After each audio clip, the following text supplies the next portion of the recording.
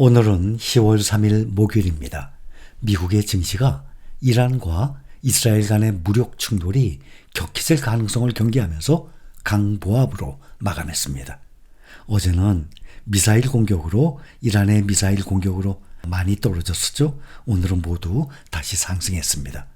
이란이 이스라엘을 겨냥한 미사일 포격을 일단락했지만 이스라엘이 보복을 하겠다고 선언한 데 따라서 투자자들은 경계감을 거두지 못하고 있습니다. 현재 이스라엘의 목표물은 이란의 산유시설일 것이란 관측이 유력합니다. 이스라엘이 석유시설 또는 페르시아만의 석유 운송선을 타격할 경우 유가가 급등하면서 인플레이션이 또 되살아날 수 있다는 불안감이 있습니다. 이스라엘이 이란의 핵시설을 노릴 수도 있지만 해당 시설들은 파괴하기 어렵고 이란의 더욱 강력한 반격을 또 이야기할 수 있다는 우려가 나오고 있습니다. 오늘은 전반적으로 경계감이 유지되는 하루였습니다. 오늘 조금씩 상승했습니다. 다우 0.09% 상승, S&P 500 0.01% 상승, 나스닥 0.08% 상승, 0.09, 0.01, 0.08 아주 미세하게 상승했습니다. 필라델피아 반도체만 1.48%, 어제 2.86% 가장 크게 떨어진 필라델피아 반도체가 오늘은 1.48% 상승했습니다. 미국의 9월 민간 고용지표가 5개월 만에 처음으로 반등세를 보였지만 중동 지역의 정세 불안과 미국 동남부 항만 노동자들의 파업으로 인한 물류 차질 우려가 투자자들의 심리를 위축시켜서 소폭 상승에 그쳤습니다. 업종별로 보면 에너지가 1% 이상 오르면서 어제에 이어서 강세를 이어갔습니다. 나머지 업종들은 모두 보합권에서 좁게 움직였습니다.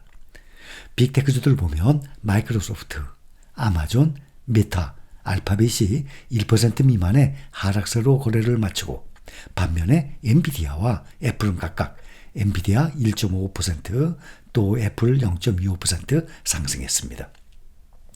엔비디아가 가장 많이 올랐는데 1.58% 상승, 118.85달러를 기록했습니다.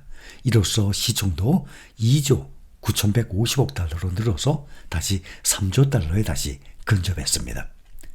오늘 젠슨 황 엔비디아 최고 경영자가 미국 언론과 인터뷰에서 차세대 인공지능 전용 칩인 블랙웰이 미친 수요를 보여주고 있다라면서 모두가 블랙웰을 먼저 손에 넣고 싶어 한다고 말했습니다. 오늘 상승 이러한 영향이 컸을 것입니다. 이뿐만 아니라 월가에 생성형 AI 열풍을 일으킨 오픈 AI가 66억 달러의 신규 자금을 조달해 성공했다는 소식, 엔비디아 상승에 일조했습니다. 자금 규모는 밝혀지지는 않았지만 엔비디아도 오픈 AI에 투자했기 때문입니다.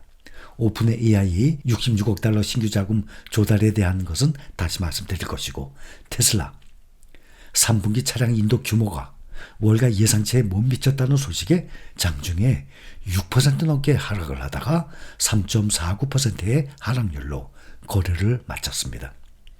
개장 전에 공개한 보고서에서 2024 회계연도 3분기에 총 46만 2,890대의 차량을 인도했다고 밝혔습니다. 전분기 실적 44만 3,956대보다 4.2%, 전년 동기 실적 43만 5,059대보다 6.3% 상승한 수치입니다. 그러나 이것은 월가 예상치 46만 3,310대를 밑도는 수치입니다. 테슬라는 작년 4분기 글로벌 차량 인도 대수가 48만 4,507대에 달하면서 사상 최고 기록을 세운 바가 있습니다. 테슬라 주가는 지난 분기 동안 32% 급등을 하면서 연간 기준 손실폭을 만회했습니다. 올해 들어서 지금까지 상승률은 1% 미만으로 같은 기간 나스닥 지수 상승률 21.4%에 크게 못 미칩니다.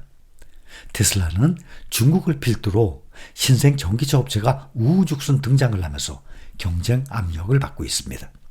특히 중국 정부의 대규모 경기 부양책이 자국의 전기차 업계의 활력소가 될 것이란 기대가 압박이 되고 있습니다. 테슬라는 이번 회계연도에 차량 인도량 가이던스를 내놓지 않았습니다. 다만 테슬라의 배터리 전기 자동차 판매량은 미국 시장에서 단연 1위를 지키고 있습니다.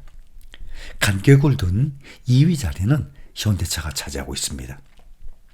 스포츠용품 업체 나이키가 최고 경영자 교체를 앞두고 연간 매출 가이던스를 처리한 뒤 6.8% 오늘 크게 하락했습니다.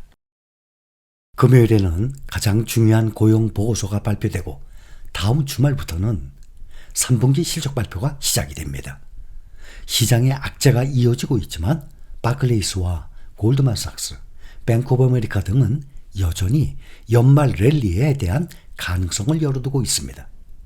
골드만삭스의 글로벌 마켓 상무이사 전략 스페셜리스트는 이날 보고서에서 10월 28일부터 시작이 되는 연말 랠리에 대해 낙관적이라면서 S&P 500 지수 6천선 목표가 너무 낮아서 걱정된다라고 말을 했습니다.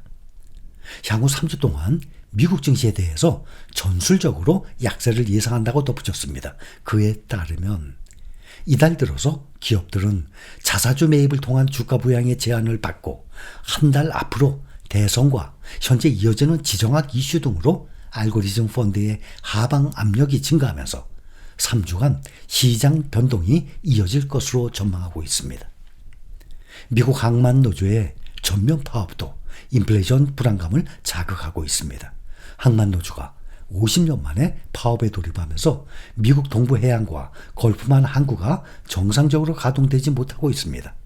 이번 파업으로 미국 경제는 하루 최대 40억 달러, 약 5조 3천억 원의 피해를 볼 수 있다는 추산이 나오고 있습니다. 파업이 지속돼서 물동이 막힐 경우 공급 차질로 인해서 물가가 뛸 것이란 우려도 커지고 있습니다. 미국 동부와 걸프 연안 항구에 노동자 파업이 진행되면서 햄버거, 냉동 해산물 등 식품 공급에 차질이 빚어질 것이라는 우려가 점점 커지고 있습니다. 지난 1일 시작된 미국 동부 및 걸프 연안 항구 노동자들의 파업으로 컨테이너선들이 발이 묶이면서 쇠고기 수입이 중단되고 닭고기 수출길도 막혔습니다. 파업 이후 메인주에서 텍사스주까지 수십 개 항구에서 선박의 화물 적재와 하역 작업이 중단됐습니다.